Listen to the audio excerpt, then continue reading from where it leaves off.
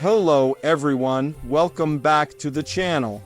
Today, we're diving into one of the most chilling and mysterious true crime cases that has left investigators, journalists, and the public searching for answers for nearly 3 decades. This is the story of a 6-year-old beauty queen whose life ended in the most tragic and confusing way imaginable. This is the case of JonBenét Ramsey, and what happened inside that house on Christmas night is something the world was never supposed to see. In the early morning of December 26, 1996, the city of Boulder, Colorado, was quiet and covered in snow. The Ramsey family lived in a large, beautiful home, decorated with Christmas lights. But inside that house, something unthinkable had already happened. Patsy Ramsey, the mother, made a frantic 911 call just after 5:00 a.m., reporting that her daughter was missing. She said she found a ransom note demanding $118,000 for JonBenét's safe return. Police arrived within minutes, but what followed was one of the most poorly handled investigations in modern American history. From the very start, mistakes began piling up. The house wasn't immediately sealed as a crime scene. Friends and family members came and went freely. Evidence was moved, touched, and possibly destroyed. Nobody realized that the killer, or the answer to the entire mystery, might still be inside that house. The ransom note itself was bizarre. It was unusually long, written on paper from inside the Ramsey home, and filled with strange phrases that sounded like movie dialogue. The amount of money, $118,000, was exactly the same as the bonus John Ramsey, JonBenét's father, had received that year. It made the situation even more suspicious. The police began to wonder whether this was really a kidnapping at all, or something much darker. As officers searched the house, they didn't find any signs of forced entry. Windows were intact, doors were locked, and the snow outside was undisturbed. The note seemed staged, but with so many people already inside contaminating the scene, the chance to gather clean forensic evidence was fading fast. It wasn't until around 1:00 p.m., more than 7 hours after the 911 call, that John Ramsey went to the basement to look for his daughter again. There, behind a closed door, he found the lifeless body of JonBenét. She was covered with a white blanket, with a cord around her neck and tape across her mouth.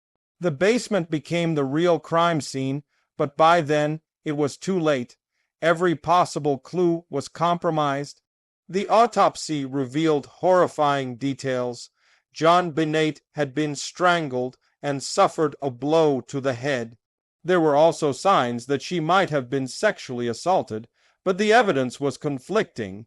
DNA found on her clothing didn't match anyone in the family.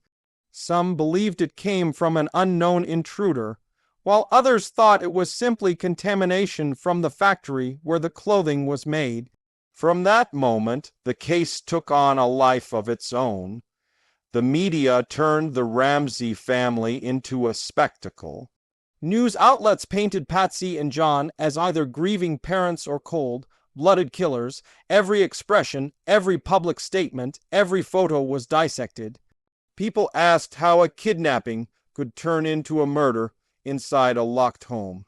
They questioned the parents' actions, especially why John immediately carried the body upstairs instead of leaving it for investigators.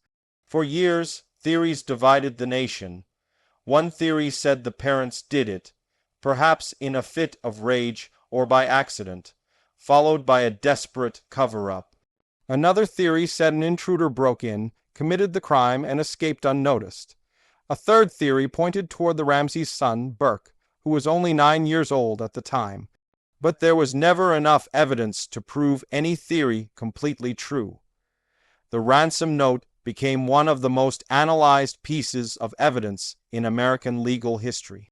Experts said the handwriting appeared to match Patsy Ramsey's, but the analysis was not conclusive.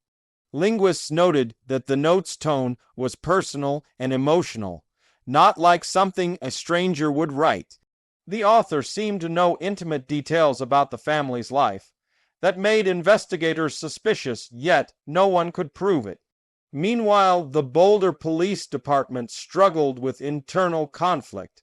The district attorney's office believed the Ramseys might be innocent, while detectives were convinced otherwise. The case file grew thicker by the year, filled with forensic reports, interviews, and unanswered questions. As time passed, more evidence surfaced, or rather, failed to. No clear fingerprints, no foreign hair strands that could lead to a suspect. The DNA found on JonBenét's underwear and leggings pointed to an unidentified male.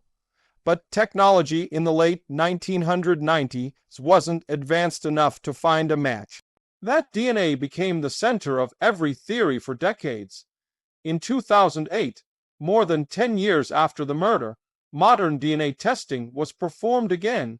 The new results cleared the Ramsey family of involvement, officially removing them from the suspect list. But this didn't bring closure. It only deepened the mystery. Who else could have known so much about the house? Who could have written a 3-page ransom note inside the home without being noticed? Theories about an intruder gained strength. Some investigators believed that someone might have entered through a small basement window. Others thought it was impossible, that no stranger could have pulled this off so precisely without inside knowledge. Suspicion shifted toward people who had access to the family, like friends, neighbors, or even workers who knew the layout of the house. But each lead led nowhere. Every clue ended in contradiction. Every piece of evidence pointed in multiple directions. The case became a maze of confusion, emotion, and speculation. Forensic scientists revisited the crime scene photos over and over, trying to reconstruct the sequence of events. They analyzed the garrote used in the strangulation. It appeared to be homemade, crafted from a paintbrush taken from Patsy's art supplies. That detail was haunting. Whoever made it knew where to find it. Was it someone inside the house, or had the killer been there before? Patsy Ramsey died of cancer in 2006, never knowing who killed her daughter.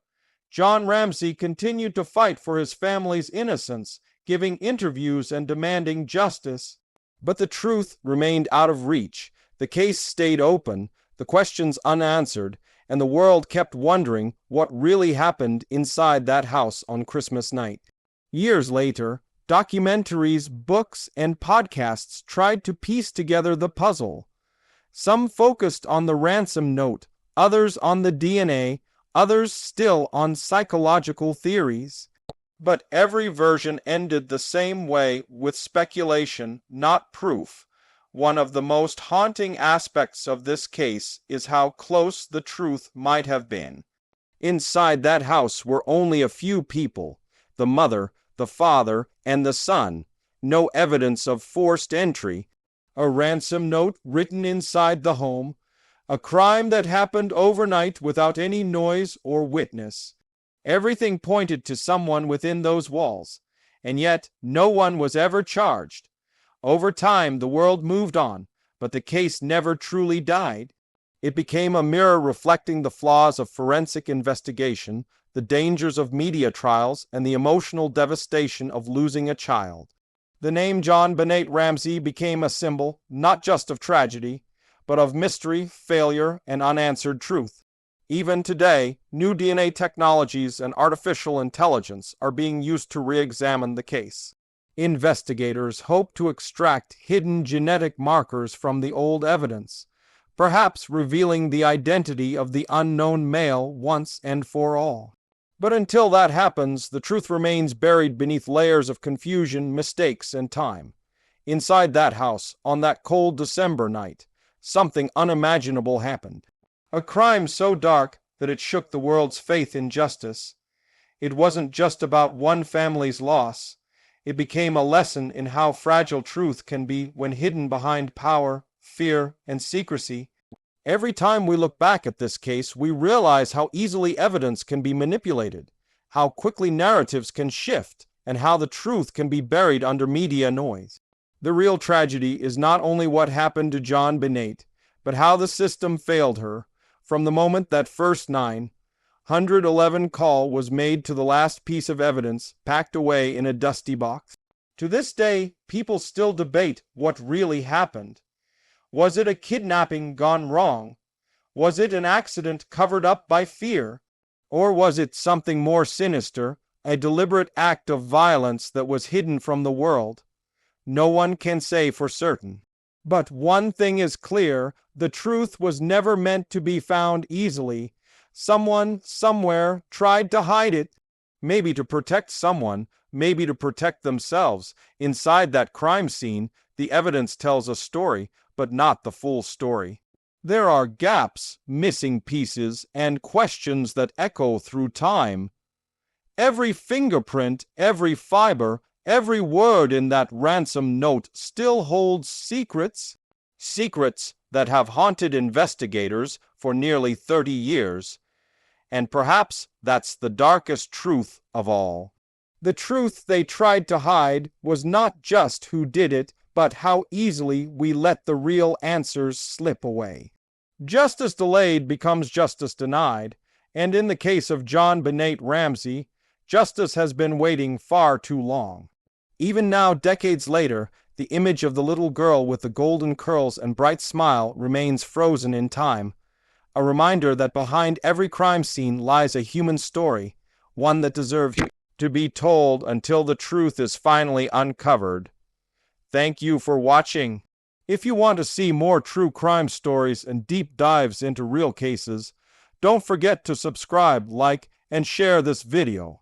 Because sometimes the truth isn't what they tell us, it's what they try to